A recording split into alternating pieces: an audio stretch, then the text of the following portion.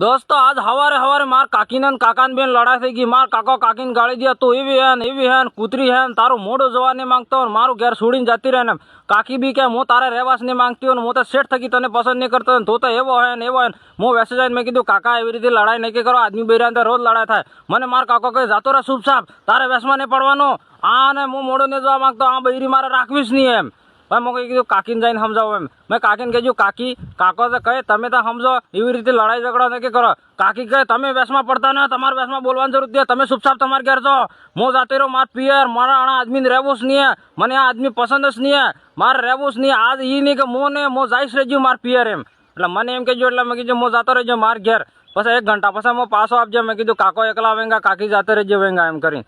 તો પાછો આવીને જુજીને તો મારા કાકો અને કાકી 2 જણા સમોસા લાવીને ખાતા. પેલો કે તો ખા પેલી કે તો ખા પેલો કે તો ખા.